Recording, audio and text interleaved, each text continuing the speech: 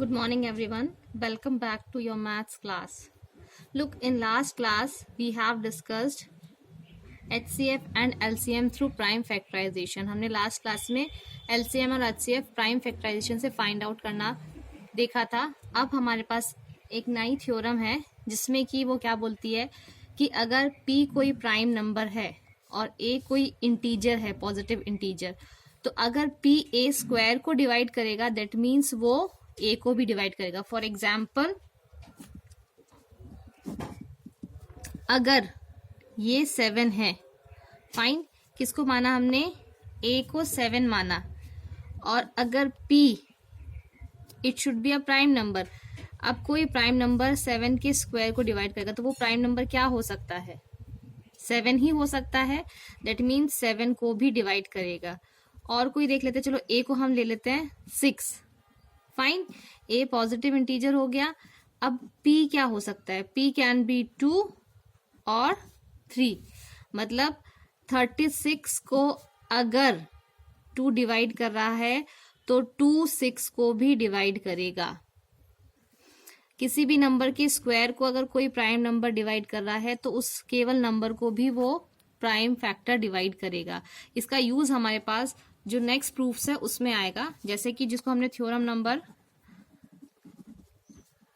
2.4 देते हैं. ठीक है, उसमें क्या प्रूफ करना है? Prove that √2 is irrational number. ये हमें पहले से पता है कि कोई भी प्राइम नंबर अगर अंडर रूट में होता है तो वो हमेशा इरैशनल है, पर हमको इसको क्या करना है? प्रूव करना है. तो इसके कुछ स्पेसिफिक स्टेप्स हैं, उसी प्रूफ से हम किसी भी प्राइम नंबर को इरैशनल प्रूव कर सकते हैं. फर्स्ट स्टेप इसके प्रूफ में आएगा, let √2 be a rational number. इसको रैशनल नंबर मान लेते हैं हम. ठीक है, अच्छा, अगर ये रैशनल नंबर है that means √2 will be equals to A/B, जिसको हम बोलते हैं P/Q के फॉर्म में लिख सकते हैं. वो मैंने A/B के फॉर्म में लिख दिया. ठीक है ना, where A and B are integers. ठीक है, और क्या कंडीशन होगी? A and B should be coprime. Coprime कौन से होते हैं? Having only one as common factor. दोनों के बीच में कॉमन फैक्टर क्या होगा? केवल 1 होगा. ठीक है, A/B के फॉर्म में लिख सकते हैं. अगर रैशनल नंबर है तो A और B should B integer and both should be co-prime. अच्छा, एक और कंडीशन क्या होती है? एक और कंडीशन क्या होती है इसमें कि B should not equals to 0. Fine. अच्छा, अब देखो हम इसको ऐसे भी लिख सकते हैं, इस B को यहाँ क्रॉस मल्टीप्लाई में ले जाएंगे तो ये क्या बन जाएगा? √2B is equals to A. Now next step, ये क्या था? पहले तो हमने माना था rational number, √2 is equals to A/B. Second step क्या हो जाएगा? Squaring both sides. √2B को स्क्वायर करेंगे और A का स्क्वायर करेंगे तो क्या मिलेगा? 2B square is equals to A square. Okay fine. अब देखो, अगर मैं इस 2 को यहां ले जाती हूँ तो क्या हो जाएगा? B square is equals to A square upon 2. अभी हमने थ्योरम क्या पढ़ी थी कि किसी नंबर को स्क्वायर को अगर कोई प्राइम नंबर डिवाइड कर रहा है तो वो उस केवल नंबर को भी डिवाइड करेगा. तो क्या हो जाएगा? सिंस 2 डिवाइड्स A स्क्वायर को 2 डिवाइड कर रहा है, that means 2 will also divide A. मतलब A/2 भी पॉसिबल है. हमने इसको नाम दे दिया is equals to C. A/2 is equals to C. वापस हम इसको क्या करेंगे? Squaring both side. Squaring both side.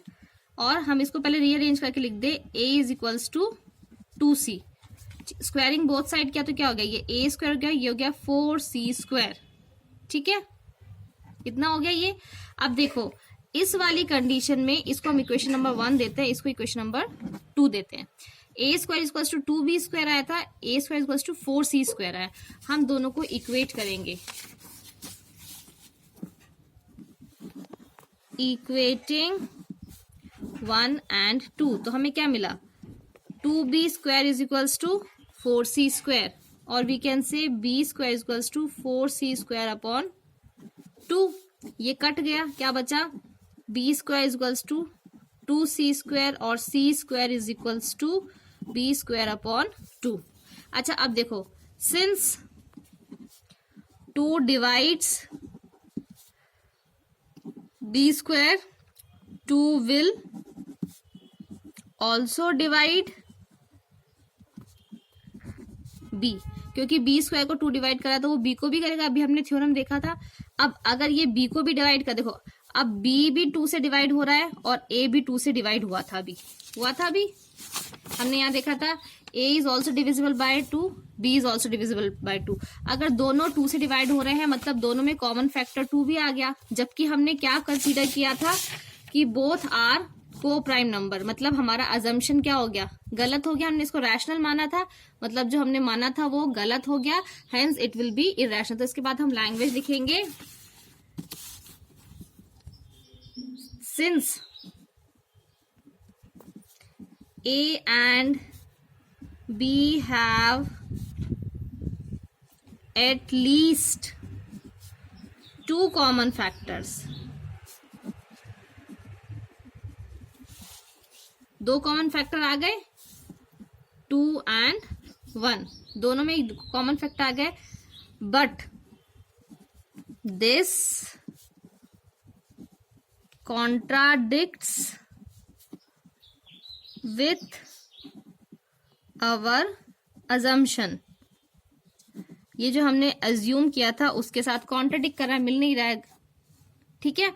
That therefore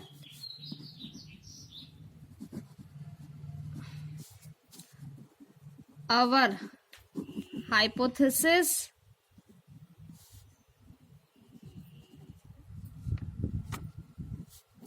is wrong,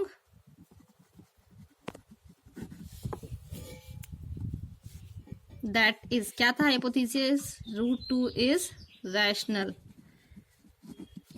hence √2 is irrational, proved. ठीक है, एक बार वापस बताती हूँ क्योंकि ये आपने √2 के लिए कैसे √3 के लिए भी होगा, √5 के लिए भी होगा, √7 के लिए भी होगा, किसी के लिए भी हो सकता है, तो सेम स्टेप जाएंगे। देखो फर्स्ट स्टेप क्या होता है इसका कि आप उसको रैशनल नंबर मानोगे। Step number 1 rational number assume किया। Step number 2 squaring both side, squaring both side से हमें इक्वेशन नंबर 1 मिल जाएगी। उसको फिर हम रीअरेंज करेंगे तो हमें क्या मिलेगा, b square is equals to a square upon 2।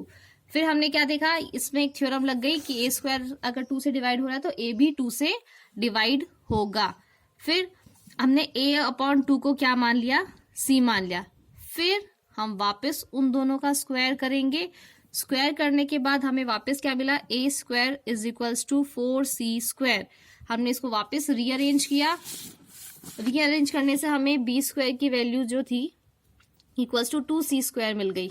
ठीक है, इक्वेट करने के बाद c square equals to b square upon 2। अब हमारे पास दो कंडीशन आ गई जिसमें b स्क्वायर भी 2 से डिवाइड हो रहा है, a स्क्वायर भी 2 से डिवाइड हो रहा है, मतलब दोनों के फैक्टर्स कॉमन क्या क्या आ गए, एक तो 1 माना ही था को प्राइम नंबर से, अब 2 भी आ गया, मतलब या तो ये दोनों नंबर को प्राइम नहीं है, तो जो हमने माना है वो क्या हो गया, गलत हो गया, अपने अजम्पशन से कॉन्ट्रडिक्ट कर रहा है।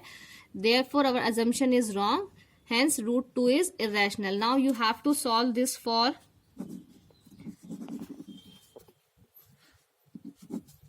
√3 √5, दोनों को क्या प्रूफ करना है आपको,